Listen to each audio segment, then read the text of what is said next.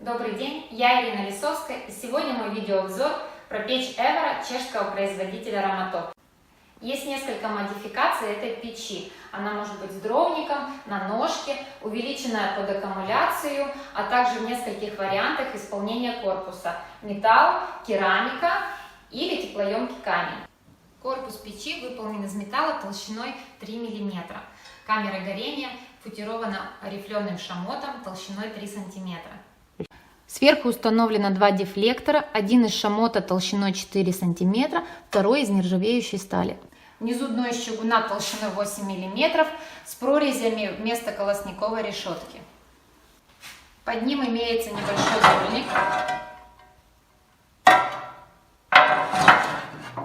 Регулятор подачи воздуха выполнен в цвет корпуса и имеет указатель минимального и максимального значения. Глубина камеры горения достаточно большая, как для такой компактной модели, и составляет 27 см. У этой модели самозакрывающаяся дверь, что сделано в целях безопасности. Она подчеркивает форму панорамного стекла, которое зрительно увеличивает обзор огня. По периметру двери установлен уплотнительный шнур, который обеспечивает герметичность камеры. Интересная и удобная форма ручки. На дверь дровника нанесен красивый логотип Ramatop. Нажимая в этой области на дверь, происходит отщелкивание двери. Сверху дровника установлен патрубок из чугуна для подключения воздуха извне. Снизу прорезано отверстие для того, чтобы это осуществить.